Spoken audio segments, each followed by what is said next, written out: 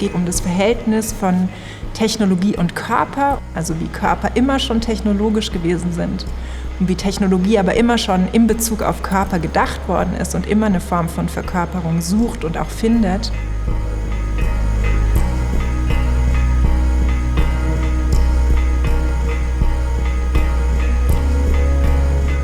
Wichtig war es uns aber klarzumachen, dass es hier nicht allein um so eine utopische Vision von den technologisierten Körpern geht, sondern darum, sich anzugucken, wie hat sich das so im historischen Verlauf entwickelt und verändert.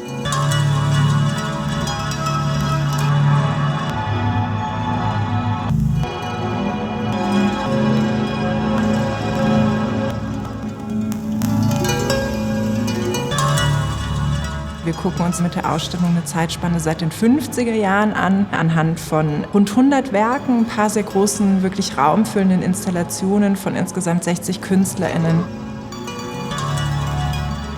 Es geht sehr viel um Zukunftsvisionen, um Vorstellungen, die in den 1950er Jahren bis in die Gegenwart geworfen worden sind. Und wir können sehr gut sehen, welche Zukunftsvisionen eben eingetreten sind, welche nicht, welche überholt worden sind. Und das ist der Moment, wo dann eben dieses Recent Past mit hineinkommt, dass wir eben die Körper der Zukunft aus einer nahen Vergangenheit uns anschauen.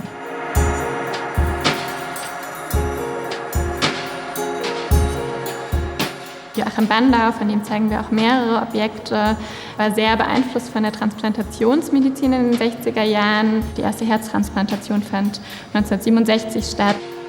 Und Joachim Bandau hat auch selbst gesagt, dass man Körperteile wie Austauschobjekte verwenden könnte, was natürlich in den 60er Jahren eine sehr spannende Perspektive ist, vor allem wenn wir darüber nachdenken, wie heutzutage mit Körpern, mit Körperteilen und ihren Modifikationen umgegangen wird. Was interessant ist, ist sich anzugucken, wie Künstlerinnen sich neue Technologien zu eigen gemacht haben und auch eben als so ein emanzipatorisches Moment genutzt haben. Gerade wenn wir so an die Phase der 1960er Jahre denken, die Kommerzialisierung, wo immer Frauen quasi die Repräsentantinnen von Attraktivität, Begehrlichkeit, Sexiness und so weiter gewesen sind.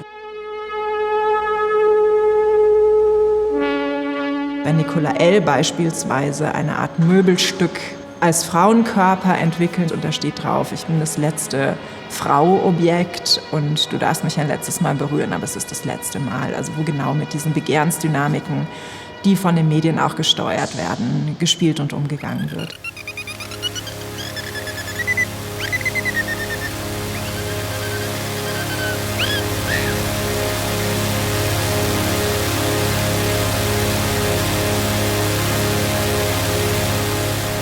Was in der Ausstellung sehr sichtbar ist, dass Körper nie als ganzheitliche Entitäten dargestellt werden. Also dass es sehr, sehr viel um hybride Fragen geht, also wirklich darum, dass der Körper als offener Körper dargestellt wird, als rebelliöser Körper, als einer, der nicht abgeschlossen ist.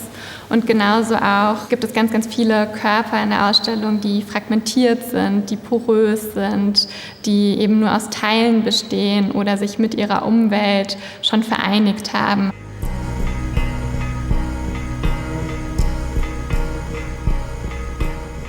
Wir sind durch diese Pandemie gegangen, die letzten 2 Jahre. Wir wissen, dass ein Leben ohne Technologie nicht mehr denkbar, nicht mehr möglich ist und uns wahrscheinlich auch in vielen Momenten gerettet hat. Und in diesem Sinne war es uns total wichtig, zu zeigen, dass die Kunstwerke, die hier in der Ausstellung zu sehen sind, so einen ganz engen gesellschaftlichen, aber auch wissenschaftlich-technologischen Bezug haben.